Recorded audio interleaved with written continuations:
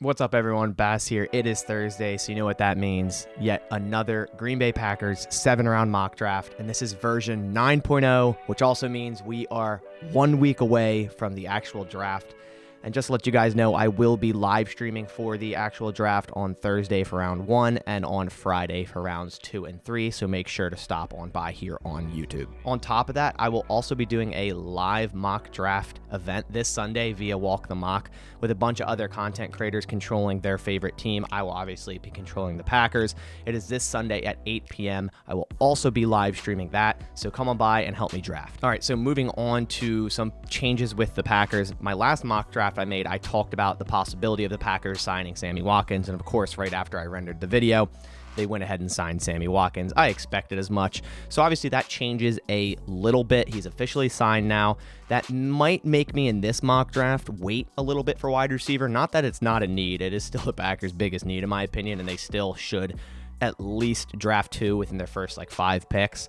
But it might make me want to wait in this mock draft, just kind of see how that falls and maybe grab a receiver or 2 in the 2nd round or 3rd round and see what I can kind of fill out before wide receiver, because it seems like a lot of mocks, I do draft people like Chris Olave a lot, wide receiver, in one of the first round picks. So might want to change that up a little bit. The Packers have a little bit more leeway with this Sammy Watkins signing. Not that he's going to come in and be a bona fide number 1 wide receiver, but he will contribute, and I think he could end up being the Packers' number 2 wide receiver. And then all the other needs for the Packers remain the same at safety. Still think they should draft a safety early. Same with edge. Same thing as the safety. They should draft that early. Offensive line and tight end. So let's get this thing started and bring up the screen and waste no more time. Again, I'm on the Draft Network. Again, I'm using that consensus board, which takes 60 plus mock or big boards across the internet and basically pushes it into one collaborative board to make it a little bit more realistic. So let's get this thing started. And we are on version 9.0. And I'm thinking 10.0, I might try to make that mock like the Packers. I'm not even going to be thinking about the players I really want the Packers to draft. I would draft like the Packers. I think that's what I'm going to do. My 10.0 will be what I actually think the Packers are going to end up doing. So this one, still have a little leeway. Maybe I could trade up for a player, but we'll see how this draft board falls here and get the first 5 picks out of the way real quick. So, wow, Trayvon Walker falls to 5. So really interested to see how this first 5 pans out. Aiden Hutchinson isn't necessarily a lock at number 1. I think Trayvon Walker could go there. Thibodeau to the Lions, I heard he's not really a good fit there, and Dan Campbell doesn't really want him, so I'd be really shocked if the Lions did that. I could see the Lions taking Malik Willis, Trayvon Walker, even Kyle Hamilton there. Evan Neal to the Texans, and Ekwono to the Jets, and then, of course, like I said, Trayvon Walker to the Giants. Still have Sauce Gardner on the board, still have Kyle Hamilton on the board. We still have Garrett Wilson. Going down the list a little, Jermaine Johnson, Drake London, and Jamison Williams.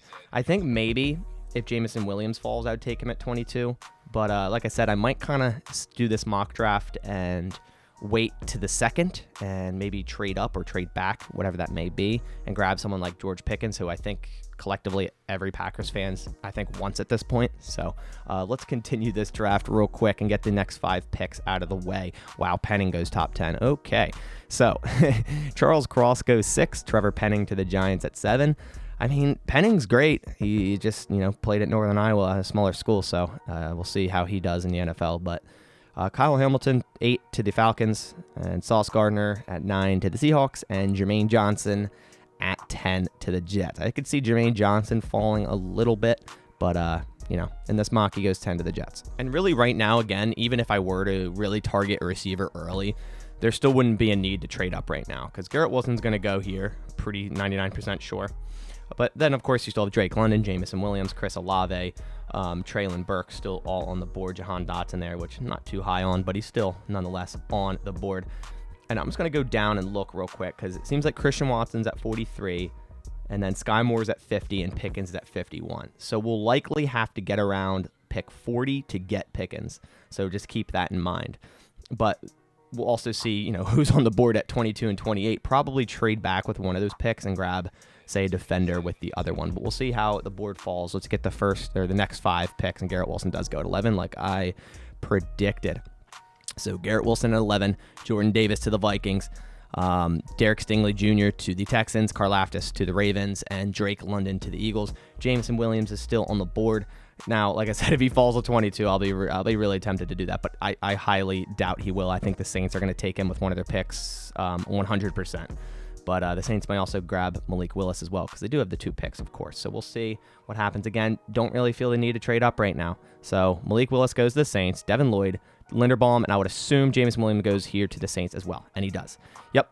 And Kenny Pickett and Chris Olave. Okay, that kind of helps me out because I do draft Chris Olave a ton. So this is kind of nice that the board fell this way, because it kind of allows me to say, hey, well, maybe trade back some more, maybe grab a nice defender here, and then trade back, and then get your receivers, figure out your couple of receivers in the 2nd and 3rd round. So here we are at our first pick at 22, and I'm very, very tempted to just draft Trent McDuffie. This is best player available easily.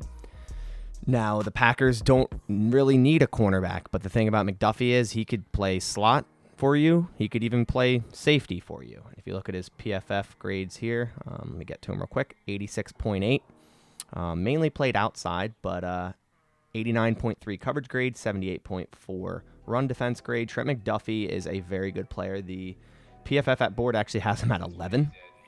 It looks like this collective board across 60-plus boards has him at 21. So honestly, right around our pick at 22. I'm really tempted to do that, but I think I'm going to end up trading out of this pick just because I kind of want to hit a little bit more needs. And I think if I trade down, I would like someone like Daxton Hill over Trent McDuffie just in this scenario. So that's what I think I'm going to try to do. So like I said, I'm going to go ahead and try to trade here. And I think I've done this trade once before. It's with the Jets picks at 35 and 38. I really like the idea of this as a potential trade down for this situation. Even pick 28, the Packers would just have to give a little bit more. But getting 2 early 2nd round draft choices in exchange for 1 first at 22 and then also a 4th and next year's 7th, that should do it. Gaining 35 and 38. So let's go ahead and send the offer and see what the Jets say. They do accept it. So let's pause the draft here. Like I said, I was very, very tempted to take Trent McDuffie. He can play safety. It would allow Amos to drop into the box if they wanted to do that. But he's a great tackler, probably the best zone and tackling cornerback in this draft class. But there's this other needs for the Packers that I kind of want to go with over him. And as we see here, the Jets, the pick I traded them, they ended up selecting Trent McDuffie there at 22. So I wouldn't see him falling to 28 anyways. I knew that, so I was just going with what I wanted to do and trading out. And then we have Burks going to the Cardinals, Ajabo to the Cowboys, Andrew Booth to the Bills, Nakobe Dean to the Titans, and Kenyon Green to the Bucks. And then as we see here on the top of the board, we have Devonta Wyatt, Zion Johnson, Kara Elam, Jahan Dotson, Daxton Hill, Boye Mafe, Lewis Seen. I'm going to go ahead and just do it, and I'm going to draft Daxton Hill here. I've said it before. I'll say it again. The Packers need a 3rd safety, I think, desperately, as they do edge as well. This would allow Savage to play in the slot, Daxton Hill to play in the slot, Adrian Amos to drop down to the box, and Daxton Hill has played. He's very versatile. He's played pretty much everywhere. We see 580 snaps in the slot last year, 132 in the box, 80 deep. He kind of projects as a deep safety in the NFL. But Daxton Hill, elite speed, versatile defender. Really like him out of this draft class here at 28. And like I said, it's a need for the Packers. I think he is a perfect fit here at 28. I would love if the Packers got him at 28 as well as like traded out at 22 and gained 2 more picks there. I would really, really, really like that. So with this pick, I am going Daxton Hill, safety out of Michigan. So here at pick 35, he kind of fell all the way to 35. He's the 25th best player on the consensus board, and that is Devonta Wyatt. I've been kind of waiting on defensive line the last few mock drafts, but normally I would be okay with doing that and getting someone, Travis Jones, or there's some other guys here, Perry Winfrey even. But Devonta Wyatt falling here to 35 is very clearly the best player available right now. And the Packers could use a guy like Devonta Wyatt who can really line up anywhere on the defensive line. The only downside I don't like with Devonta Wyatt, he's 24 years old. That worries me. But if he can produce right away and be a consistent player right away and give the Packers production on the defensive line, I'm okay with that. A 90.1 PFF grade in 2021, 84.0 pass rush, 83.4 run defense, 13.1 pass rush win rate, and 11.5 run stop rate. He had 4 sacks, 5 hits, and 17 hurries. And getting Kenny Clark some help down low would be amazing. Dean Lowry has been an average player his entire career. They have TJ Slayton and Jack Heflin as well. So who really knows with those guys? Devonta Wyatt would instantly, and they've Jarran Reed, who they signed, which again, who knows? So Devonta Wyatt would give them some real nice talent next to Kenny Clark. He could play the 5 tech. He could play the 3 tech. He can play nose tackle if you want him to. He could really play anywhere. I was thinking about going Logan Hall because he would be a great 5 tech and a very dangerous one, being 6'6", 283, just an absolute unit.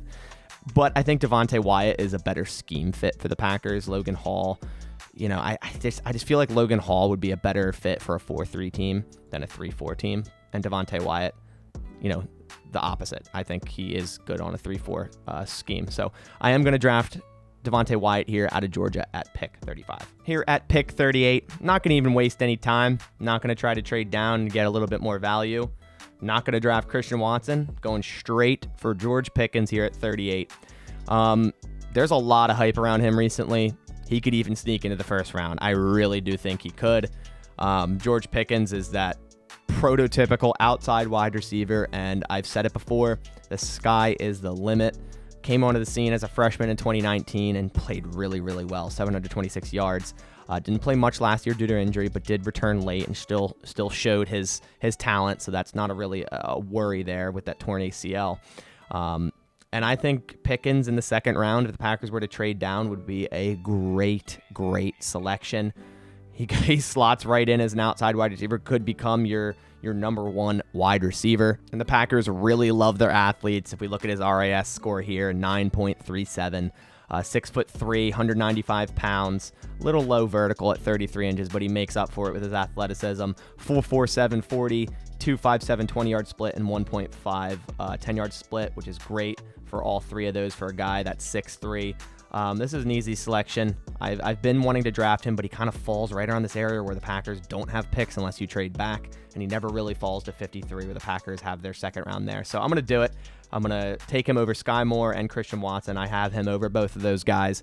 And at pick 38, I am drafting George Pickens, wide receiver out of Georgia. So here at pick 53 in the second round, he's sitting kind of close here at the top. We already got our defensive line with Wyatt. I do really like Travis Jones, but Trey McBride, I think I drafted him in my first or second mock draft ever for this year. And I usually wait on tight end. I drafted Jelani Woods last mock, which I do like, but he's sitting right here, and we have a pick right after this that I want to address another position group. But tight end is a need for the Packers. Trey McBride is exactly the type of tight end I want the Packers to get. He's a vertical. Let me bring up his profile here. Vertical tight end down the middle. He's athletic. We see his overall grade in 2021, 94.8. I mean, he had 91 receptions, 1,125 yards, only 1 touchdown, but not too much of a worry there. He produced regardless. He even played a little bit in the slot, but mainly an inline tight end that can really, go up the middle of the field, up the seam, really just beat linebackers with ease. As we see, only 3 drops last year. Deep yards, 239, which was 5th best for tight ends. 8 deep catches, 3rd best for tight ends. 17 contested catches, 2nd best for tight ends. I really do like Trey McBride.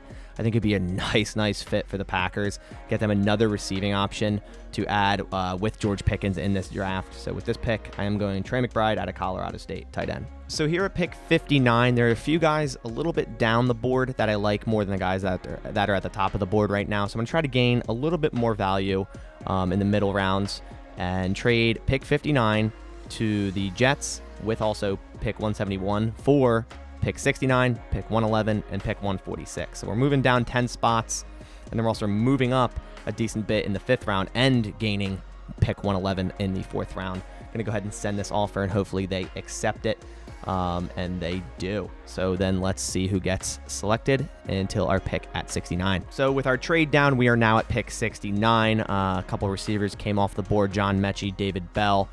Cameron Thomas came off the board, who I was thinking about drafting, but ended up not. I like a couple edge rushers later that I can maybe snag. But I'm going to go ahead and get a second wide receiver, and that's going to be Alec Pierce, another receiver. I think him and Pickens are the two guys that a lot of Packers fans want, myself included. Alec Pierce is an athlete. I really like this guy out of Cincinnati. As we see here, his PFF grade 76.9 in 2021. He had 52 receptions for 873 yards and 8 touchdowns. Again, an outside receiver, plays a little slot, so you can play him as big slot if needed. And as we see here, only 4 drops and 13 contested catches, which is tied for 18th. If we go to his RAS, another just amazing athlete. 6'3", just like George Pickens, 211 pounds, a 40.5-inch vertical, which is ridiculous. 4'4", 140, 248, 20-yard split, 1.46, 10-yard split. Just elite speed. For another guy, outside receiver, 6'3", just about to be 22 years old. Really like him here for this selection here at pick 69 in the 3rd round. I would love if the Packers walked out of day 2 basically with Pickens and Pierce. That would be amazing, and that's not even to mention we got Trey McBride and Devonta Wyatt as well. So I really like those 4 guys that we ended up drafting in the 2nd round, or I guess 3rd round now since I traded down even more. So with this pick, I am going Alec Pierce, wide receiver out of Cincinnati. So here in round 3, I stopped it at pick 85 because there's someone I really want. I feel the need to trade up. He is the next best edge on the board, and I really like him in the 3rd round. Honestly, I would draft this guy in the 2nd round. So basically, I'm trading pick 92 for 85 and tacking on to pick 249 to the Patriots. They should easily accept this. They do. And that edge player is Josh Pascal out of Kentucky. I think this dude is going to be a beast in the NFL, and I would love for the Packers to grab him. As we see here on PFF, he is their 44th ranked player, and they have him as a 2nd-round pick. He had a 90.0 PFF grade in 2020, 6 sacks, 28 hurries, and 4 hits, an 81.2 pass rush grade, 90.2 run defense grade, 16.3 pass rush win rate, and 12.4% run stop rate. And another athletic player that the Packers love to draft, Josh Pascal, had a 9.7 RAS. A little bit on the shorter side. I believe he'd have almost a 10.0 if he was about, say, 6'5" with all these stats. 268, 30 bench reps, 37.5 vert, 10'3" broad jump, a 4.7 740. 2.71 20-yard split, and 1.57 10-yard split. I think Pascal is great value here in the 3rd round, especially at pick 85. The consensus board has him as the 90th best player. My personal opinion is he's way higher than that, more so around, say, 60.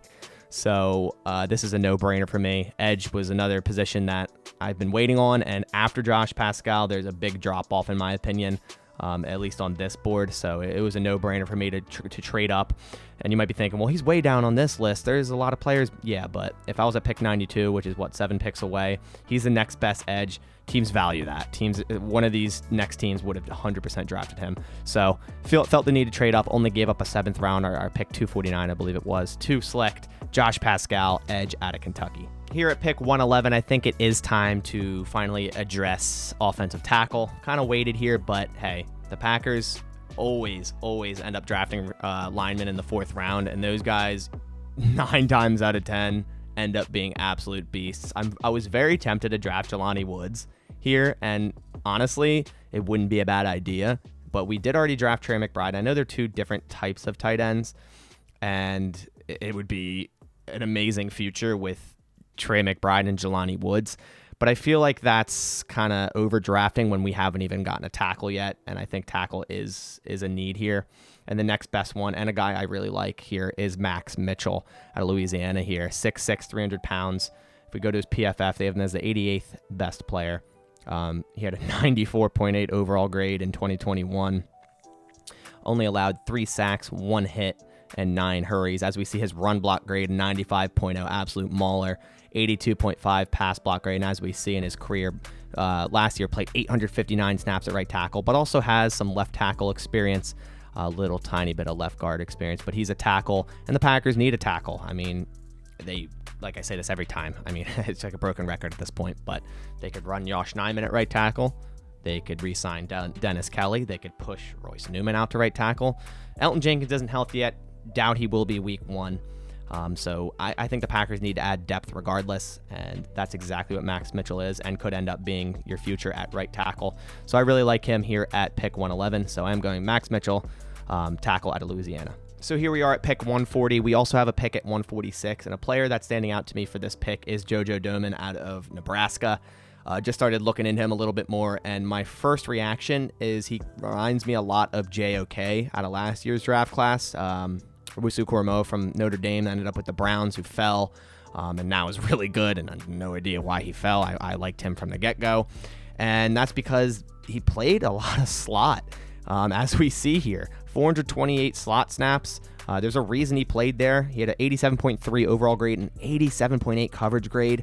As we see here, 13 coverage stops, 11 run stops. He also had 2 interceptions, 3 forced incompletions, a passer rating of 63.8, and these are against slot receivers. He lines up against those guys. As we see here, where he wins balance. Few linebackers in the class look as comfortable eliminating space to receivers as Doman does. With smooth hips and ton of experience, he can be a value add in coverage. And then what's his role? Sub-package linebacker. I think it would be nice for the Packers to add someone like him. Devondre Campbell is a nice coverage linebacker, but that's against, tight ends, running backs. I think another guy that we could bring down in passing downs. You could drop pretty much as a sub-package linebacker, like it said, into the box, even cover, more athletic tight ends. I think it'd be really nice to have someone like this. And the Packers do need some more depth at linebacker, and getting someone like him in the 4th round at pick 140, I really like. So with this pick, I'm going JoJo Doman out of Nebraska, linebacker. So here we are on the board again at pick 146, and someone that's standing out to me is a guy I've drafted in the past and I've highlighted before, and that is Vaughn Jones Jr. out of Tennessee. Now, will the Packers leave this draft with 3 selections at wide receiver after signing Sammy Watkins? Who knows? But if they were to do that, the 3rd guy, I will guarantee, will have special teams ability, and that is exactly what Vaughn Jones has. He has, I think, over 3,000 kick return yards. I mean, he's old. He's going to be almost 25. He's played 6 years in college, but he adds to your special teams unit day one, which the Packers 100% needs. The dude is an athletic freak. He's extremely fast. I think he ran a 4.32. Correction, he actually ran a 4.31. He could take the top off of defense. He can be a slot guy you could throw in there and take a shot play with. I really like him here in the 5th round, and he falls right to pick 146, and he is the 145th player on the consensus board. Easy pick for me here. I am drafting Vaughn Jones Jr., wide receiver out of Tennessee. So with our last pick, we only have one more selection, 1 pick in the 7th round due to all the trades we made. I'm going to go after another safety just because the Packers have, like I said, Darnell Savage, Adrian Amos, and in this draft, in this case, Daxton Hill. But after that, Vernon Scott, Sean Davis, 2 guys that who even knows if they're going to be on the 53-man roster come September. So getting another guy here to round out 4 solid safeties, especially going into future years with really no one under contract, I think is a good idea. And Dane Belton is exactly that. I think he's good value here in the 7th round. A sub-package linebacker, can, stop the run, can contribute on special teams right away. If we look here, 77.1 grade in 2021, 47 tackles. I believe he also had, yes, he did. He had 5 interceptions, 8 forced incompletions, 10 coverage stops. He had an 82.3 coverage grade, a 64.1 run defense grade. I think he's a nice 7th round draft choice to round out this draft, get some more safety depth, a guy that can contribute, like I said, on special teams right away. So this pick going Dane Belton, safety out of Iowa. All right, so that finishes up this mock draft version 9.0. Really like this draft. Did things a little bit differently, waited on receiver, but it worked out for us. I didn't get a receiver in the 1st round, but like I said, it worked out. In the 1st round, I did only make 1 selection after trading out of the pick 22, and that was Daxton Hill at pick 28, an extremely versatile, fast safety, corner, whatever you want to call him. I think he would fit into the Packers defense, that Joe Barry system, very well, and the Packers need a 3rd safety. He could play slot corner if you need him to. Play in the box if you need him to. Really like Daxton Hill out of Michigan. Getting him at pick 28, I think, is a possibility. And then we traded with the Jets. I've done this before. got pick 35 and pick 38. And with those 2 picks, Devonta Wyatt fell to 35, which I don't know if that's going to happen, but hey, it did here. Anything can happen. I've seen crazier. And he can play pretty much anywhere on the defensive line. Give Kenny Clark some help. He is a little older. He's 24 years old, but he has produced at Georgia, and I think he could produce right away in Green Bay. And at pick 38, a lot of people's favorite receiver that they want the Packers to grab, George Pickens. I don't think he's going to fall to our later second-round draft choices, so a trade down and a selection of George Pickens will probably have to happen for this to happen, just like this.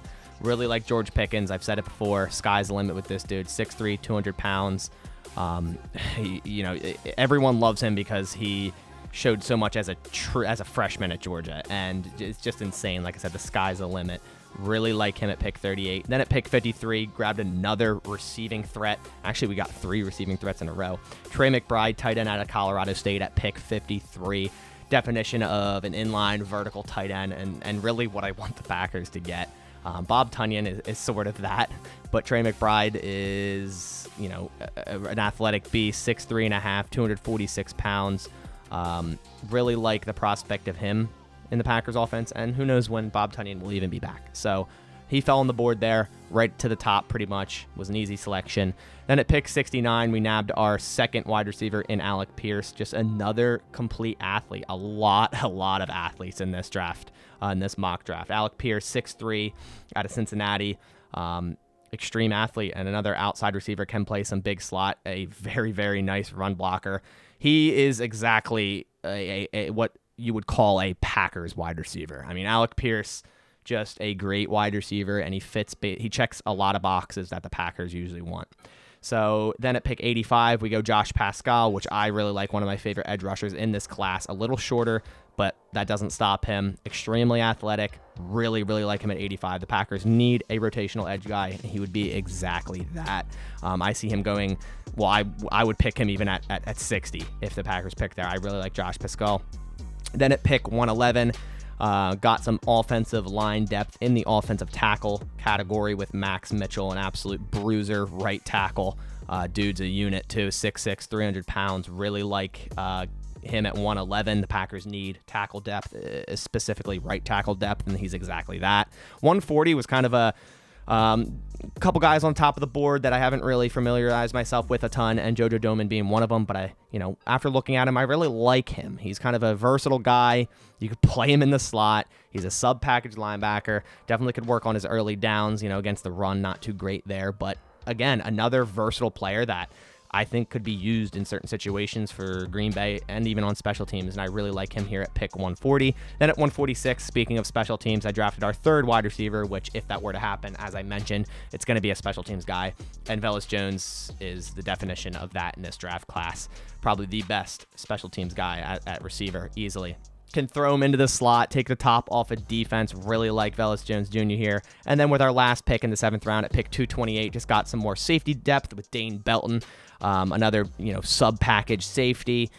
Could come in during passing downs, can cover tight ends, a good hitter, a good tackler. And I think had 5 interceptions in 2021 and would produce or contribute on special teams right away. And the Packers need more safety depth even after drafting someone like Daxton Hill. So that was the final pick. So that about does it for my Green Bay Packers 7-round mock draft version 9.0. Of course, we have one more mock draft, which will be on draft day.